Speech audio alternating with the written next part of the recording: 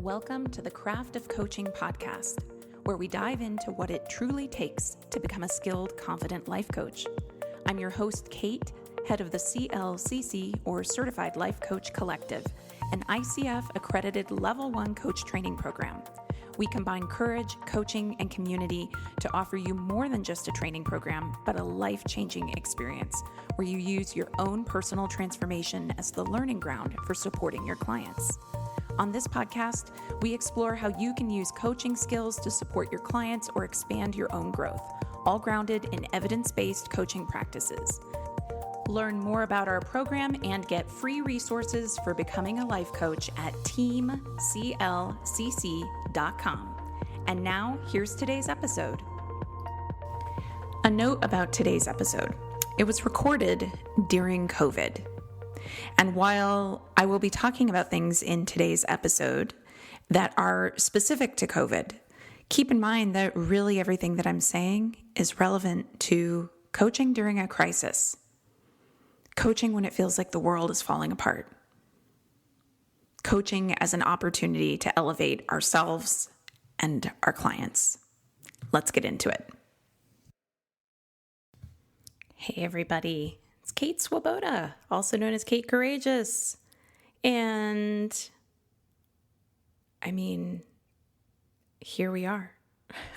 This episode is going to be about coaching during COVID, and I definitely have a lot of things to say, but I can't be alone in that just about before I begin anything these days, it's like this little pause and a deep breath. And I think that's a great habit to be in just in general. And I'm all about habits, especially if you've read my book, The Courage Habit. Oh, but like everything, just feels like it needs that extra deep breath right now. So I would actually like to invite all of you who are listening to just take a moment and have that deep breath. It sometimes is hard for us to remember that we get through life one breath at a time. And I know that we've all worked with clients and had a client show up to a session and they're you can hear it in their voice that they're very somatically stimulated and a lot is going on and they're afraid and all the feelings and what am I going to do? And they're really hoping that coaching is going to fix it, or there's going to be an aha moment or some kind of insight. And you as coach can recognize that it's got to start with that client getting back into their own body and taking a breath and slowing down a little bit. Because that frantic go, got to figure it out, what's going to happen next, I can't control it, all that doesn't actually solve anything. So today's episode, all about coaching during COVID.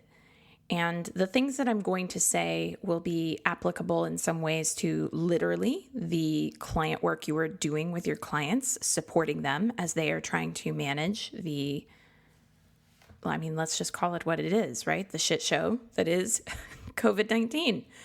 I think that it would be really, I think it would be a missed opportunity if I didn't also speak to how are you doing? You, coach, listening to this. I know sometimes there are people who listen to this podcast episode who are planning to become coaches. Many people actually find out about Team CLCC through this podcast. So let this be something that we teach in the Courageous Living Coach certification, something that we think is the backbone of actually being a great coach for your clients, but also being a great coach from a place of not getting burned out. And it's the concept of you got to put on your own life preserver first. So there's a little bit of a confronting with kindness that is going to happen in this episode around that topic of putting on your own life preserver first.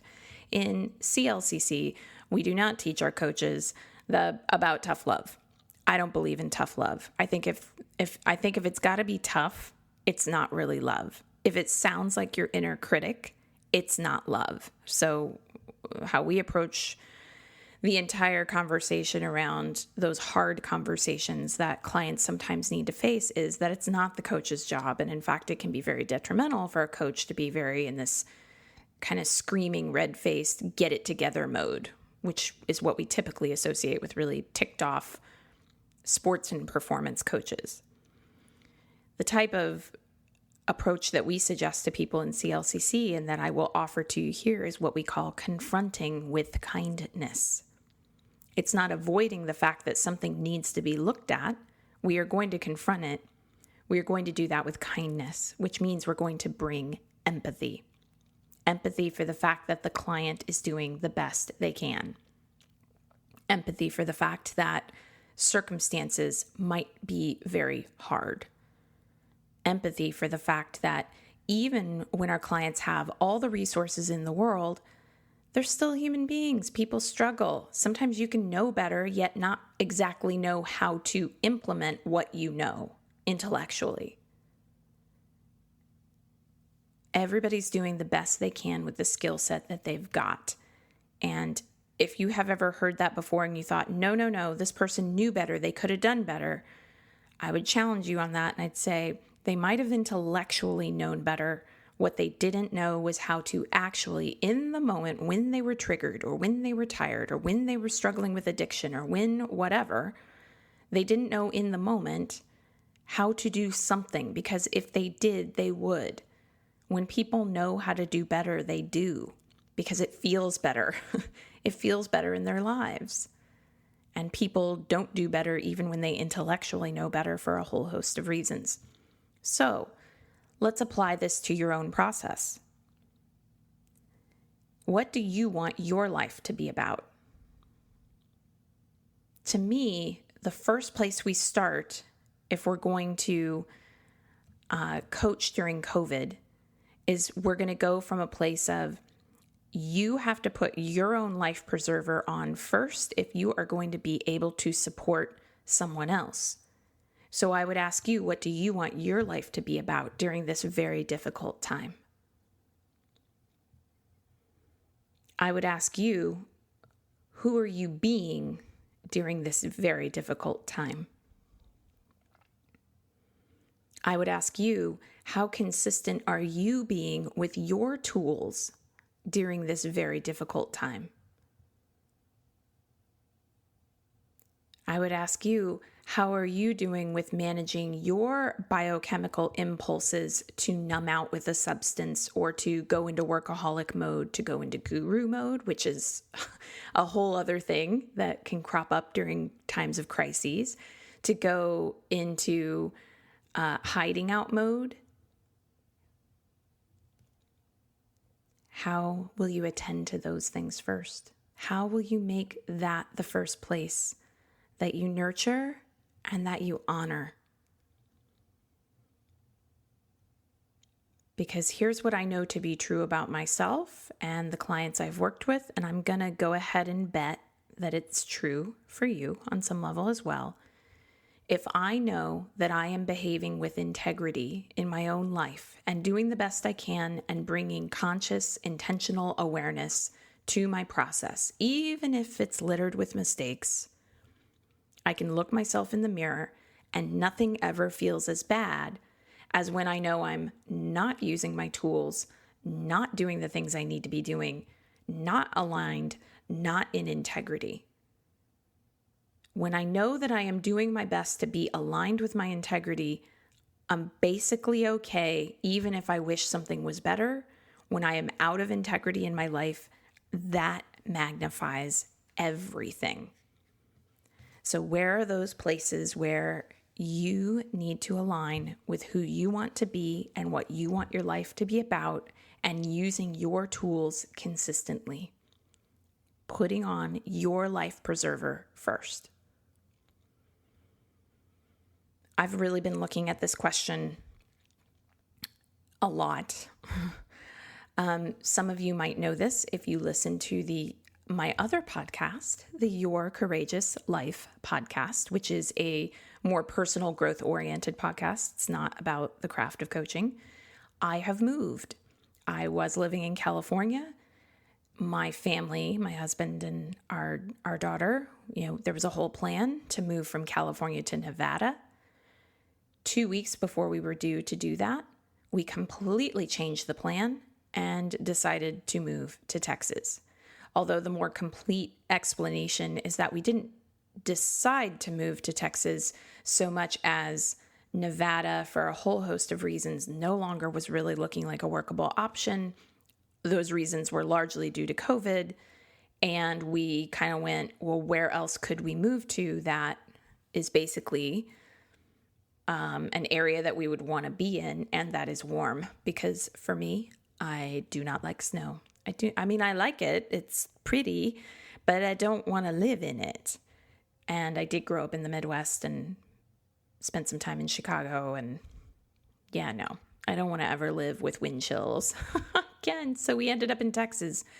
Although we drove to Texas from California, not knowing if we'd like it at all. So now we're outside Austin, and we actually really like it. It's more humid than I would like it to be, but we have air conditioning. We're going to be all right. So as these things have been unfolding, I have had every reason in the world to not do the things that support my emotional well-being. Exercise, not going crazy with sugar or wine, meditation, connecting with friends. And I'm human, and I'm just like everybody else. And I've absolutely had days where it's like, I know I'm in it and I need to text my friend and go, I am in it. This is just like 10 things have gone wrong today with the move. And I don't do it. And I tell myself all the same things that you probably do, that we hear our clients saying. I don't want to bug her. Everybody's struggling right now with COVID. I don't want to add something. This is probably going to pass. I don't want to sound like a whiner, all the different reasons, right? In the Courage Habit, I talk about fear patterns. And I think fear patterns are a really helpful lens for looking at what we do. And we go into patterns around perfectionism, around people pleasing, around pessimism, around self-sabotage. So my question for you would be to just think about, where is it that I have come out of alignment with my integrity, and how can I get back into alignment with my integrity? Because even if you know you're having a rough time, if you are aligned with your integrity, you won't feel like a fraud when a client asks you for help with the very same issue you're struggling with. You'll be able to respond from a place of integrity instead of a kind of low-grade, inauthentic you place of like, actually, I'm kind of sucking at that area too, but I don't really want that client to know that. And like, that's madness. That doesn't feel good on your soul. And you deserve better. So put your own house in order. Put your own house in order. We know through the scientific literature that exercise, and I don't mean that you have to like train for a triathlon or something. I just mean like, are you taking a walk every day? Exercise is correlated with lowered rates of depression and anxiety. So if you know that this is a time that is highly depression and anxiety inducing, and I'm going to vote that it is, your butt has to exercise. In some way. You can do yoga, you can do Zumba from home, you can ride your bike, you can go for runs, you can sit in a chair and raise your hands over your head over and over and over. There's a gazillion different types of exercise, and you only need to do about 20 minutes of it. That's really enough. Just getting your heart rate up for about 20 minutes. You do not have to decide that this is the year to run a marathon unless that brings you joy, in which case I applaud you. We know that sugar is correlated with mood swings. We know this. And even if everybody has a different microbiome and everybody reacts to different things differently, I know all the things, I do fine with it. No, sugar actually amplifies mood swings. So watch your intake of that as a substance.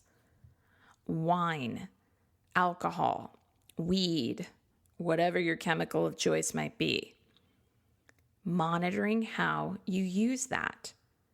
Numbing out behaviors, devolving into a big binge of watching Netflix or being on Pinterest for hours or whatever your numbing out behaviors are. Maybe it's like video gaming. Maybe it's workaholism. What are the things that you, somewhere when you sit down and you think about your day, you know you don't feel good about? And how can you clean that up? How can you put on your own life preserver first so that you can best support your clients? Because all the strategies, tips, tricks, and craft-driven interventions for a client in the world will not, air quotes, work. And by work, I mean the place where a coach and a client are both co-creating and both feel good. None of that truly works if on your end of the phone line, a part of you feels like a fraud or feels overwhelmed, feels kind of meh, feels like, get yourself out of that because you deserve better. To a point where they're having trouble concentrating. So there's something a couple levels down that needs nourishment, that needs attending to, that doesn't feel safe. Because when those parts of us feel nourished and attended to and listened to and safe and honored and held, then we tend not to go into a space of wild anxiety that leaves us unable to concentrate. There's a lot going on for our clients right now. There is no easy intervention or panacea or thing that's going to help someone who's in a state like that. Maybe what actually would be the best use of the coaching time to get them more aligned is to propose, what if we use this time to really talk to the part of you that has had trouble concentrating? Let's have a conversation with that part. Let's sink in. Let's go deep. Let's actually look at what's going on here. Because it isn't just about the writing, because you're writing this book because you love writing. You're writing this book because it's part of your purpose. So something is keeping you from this thing that you love and that is your purpose. Let's actually get really real about what that might be. And that's when you look with your clients around, are you staying up late watching TV and then it puts you in a bad mood the next day? What is the substance use looking like? And substances are caffeine and are sugar and are things that just generally don't make someone feel good. How are you getting active in some way, shape, or form? Are you isolating? Because we need human connection as part of the nourishment of ourselves.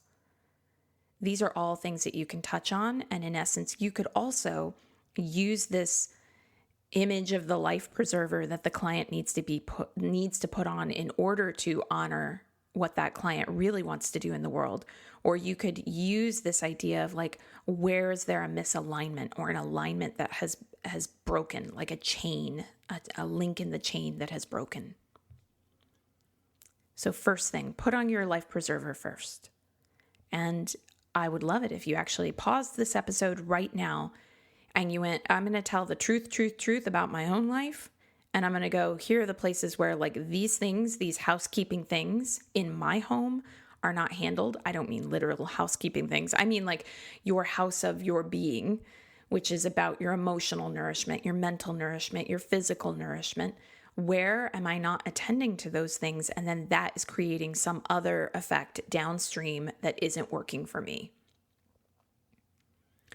Second thing that we can do coaching during COVID with your clients, and you can do this with yourself too, think about how COVID applies to the client's primary focus. Think about how COVID applies to the client's primary focus. Let's say a client started working with you because they have been really, really overwhelmed at work.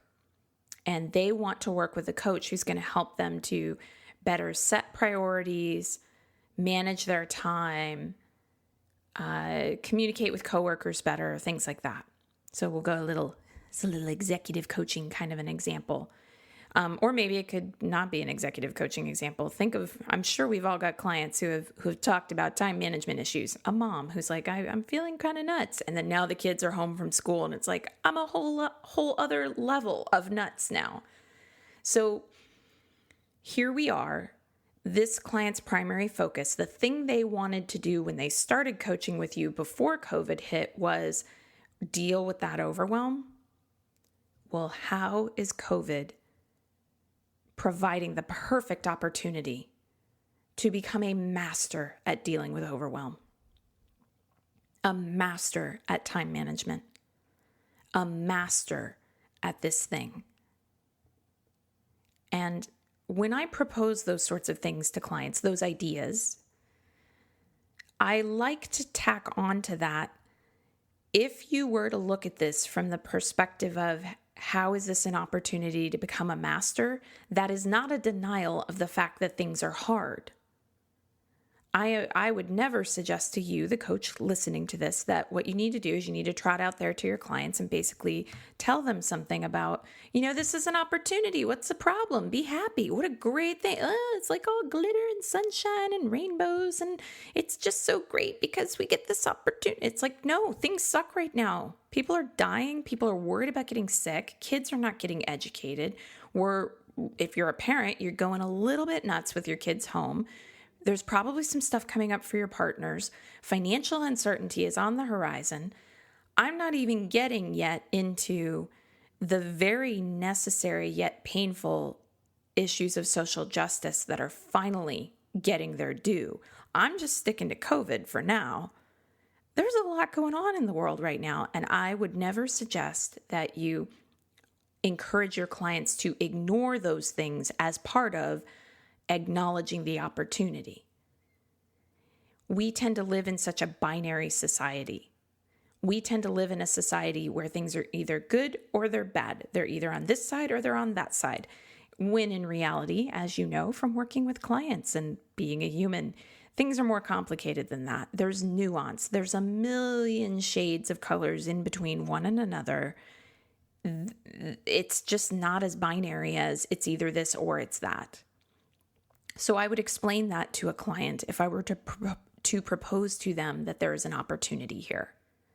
I would explain to the client, so your primary focus is ... And a thought occurred to me. How are all of the challenges of COVID that are coming up right now providing you with an opportunity to become a master in that area? And in asking you that question, oh client, oh lovely client, I'm not at all saying that COVID-19 isn't hard or that we should ignore it or that we should pretend as if it isn't a very real barrier or challenge. It is. It sucks. But amid this circumstance, what if there was some way for you to become a master in this area? Now, I'm just speaking for myself. I'm coming back to Kate talking on the craft of coaching here rather than my little modeling of what you might say to a client. I'm just speaking for myself. But when I think in those terms about this time period, how there might be an opportunity for me, I feel better.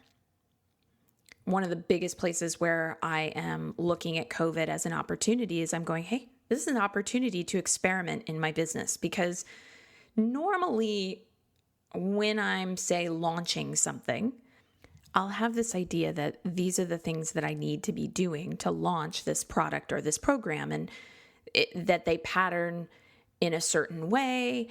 And sometimes I'll hear about different ways of launching a product or a program, and I'll think that sounds really nice, and I'd kind of like to try that. And I often notice that a part of me shies away from that. A part of me wants to go with what's tried and true. Well, how is COVID, with all the shakeups that it has provided, an opportunity for me to experiment? Because right now, everything feels so different that it's like, okay, I have lower expectations of a launch right now.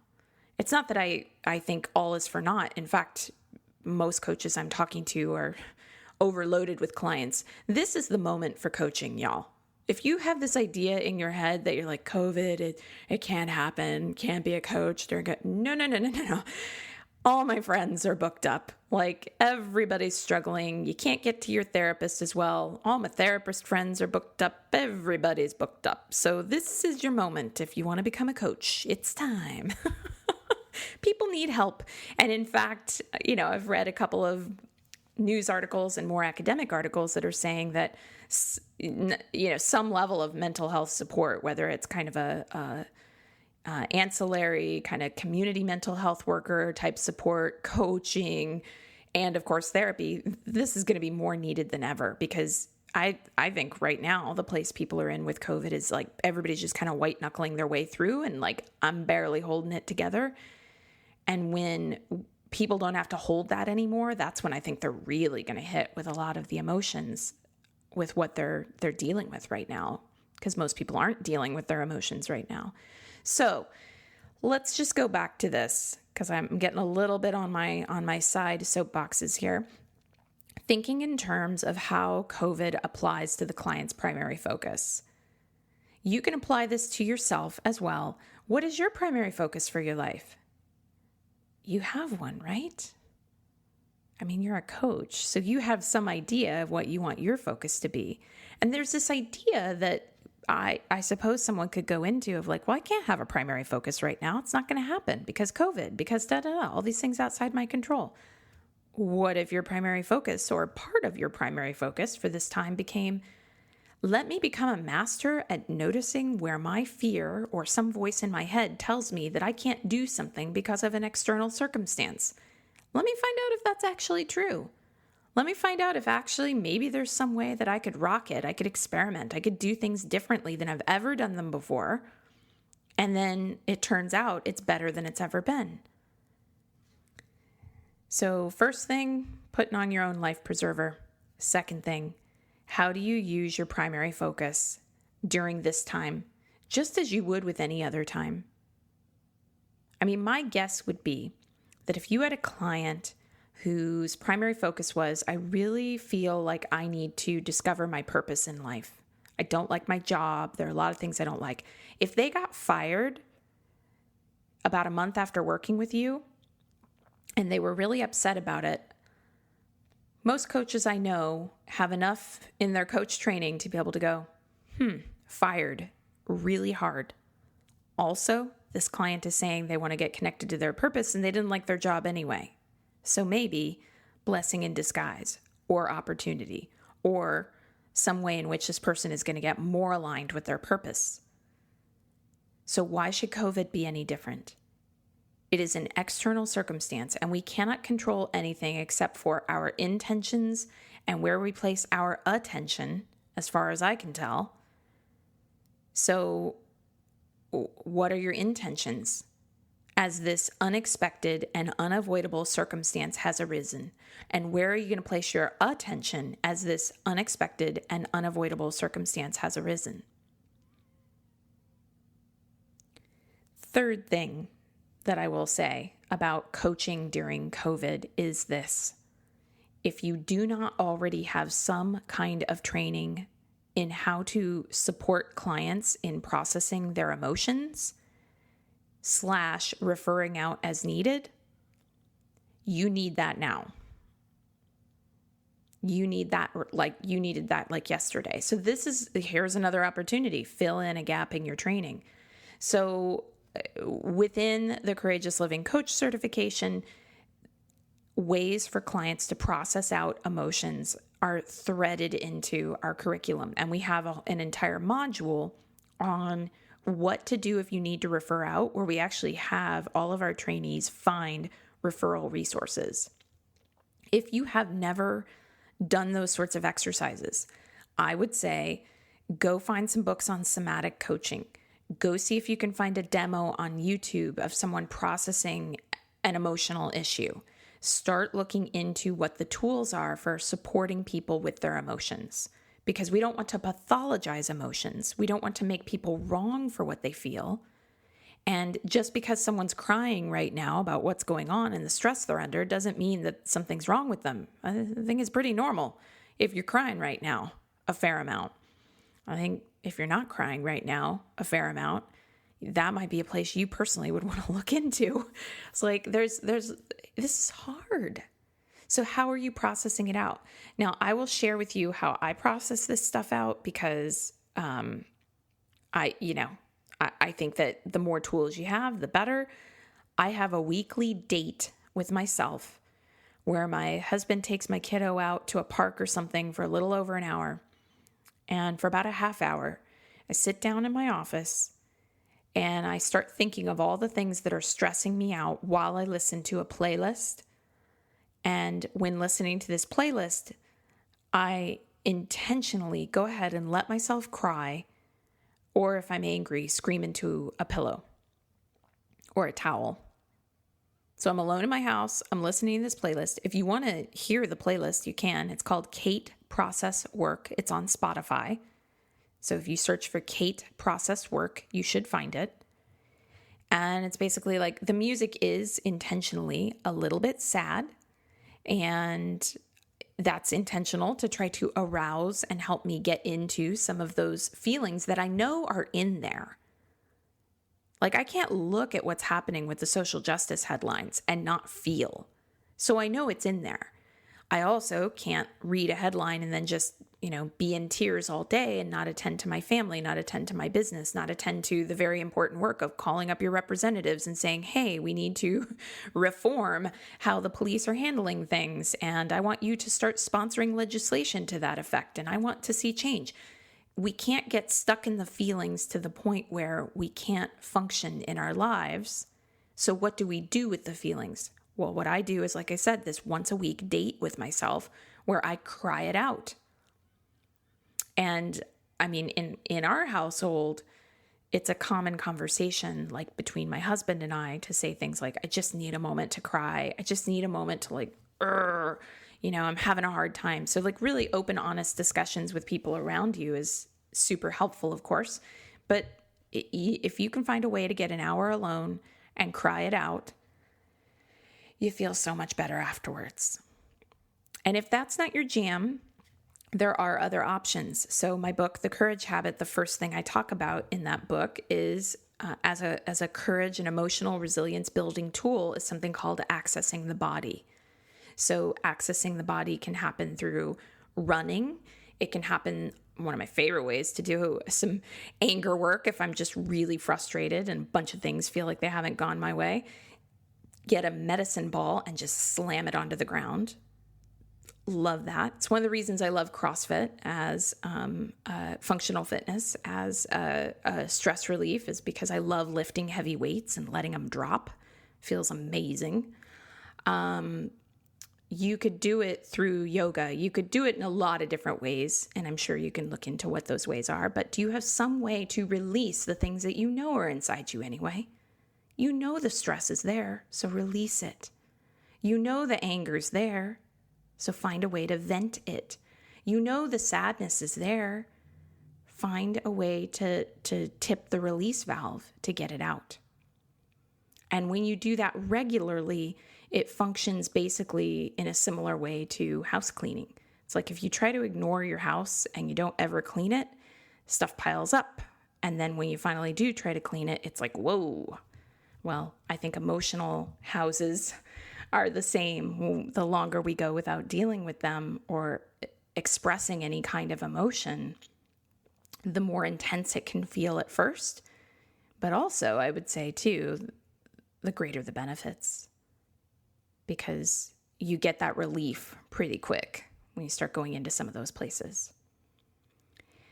So emotional release is important for all coaches to know how to do, and referring out if the emotional states that are coming up for a client are just too much is another really important thing for all coaches to know how to do. I think it's part of ethical practice. So do you have some friends who are therapists who will take a telehealth client who's in crisis? Do you have a handout or something, a Post-it note, a file on your computer, a list of saved bookmarks for referring? Psychology Today, I think, will provide referrals by state in the United States, national suicide hotlines, all of those things, because it is also possible that COVID is going to bring something up for some of your clients that is far bigger than coaching ever could handle. And when that happens, it's pretty unexpected for both the coach and the client. You can't possibly know that a client is suicidal when you first start to work with them, like in any for sure way, unless they literally tell you, in which case I hope you refer out from the beginning. So COVID might be bringing up some stuff for people that is just completely unexpected and that they were not anticipating. So you want to be prepared for that. So I want to recap here. First thing, and let's turn this into an action step. 1, put on your own life preserver first. So action step, as soon as you get off of listening to this podcast, where are the places where you know the truth is that you're out of alignment and you need to get back into alignment? 2, think in terms of how COVID applies to your primary focus in life. And you can bring this to a client session and you can, okay, we got COVID. How does this apply to your primary focus of? Okay. And you, the coach listening to this, how does COVID provide you with an opportunity to go even deeper than you might have anticipated with your primary focus in life? And if you don't have a primary focus, figure out what that is. That's your next action step. 3, process out your emotions. So you as a coach need to know how to process out emotion yourself. And you as a coach need to know how to support clients in doing that.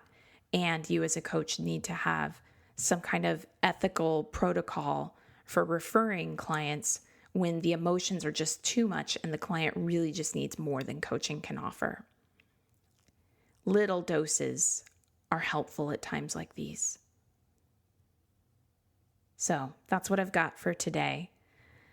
As I release this new season of the craft of coaching, I think it's really interesting to look at how we will morph and how we will change. I think it'll be really interesting to look at this podcast episode a year or even 2 years from now. I think that the 3 things I'm talking about, even though the topic is coaching during COVID, these 3 touchstones I'm giving during today's podcast episode are really touchstones that are always available to us. This isn't COVID specific. This is a way to really up-level and step into more mastery in your life, just in general. That's my take on it anyway. All right, that's it for today's episode. Thank you so much for listening. Before you go, would you help us out and take a moment to give us a rating in iTunes, Spotify, or wherever you're listening? It really helps us get the word out to other listeners. And before you go today, would you like free resources to support your coaching journey? Whether you're considering becoming a coach or you want advanced coach skills training, access our coaching resource library at teamclcc.com. Again, that's teamclcc.com. Can't wait to connect with you. And again, thanks for listening.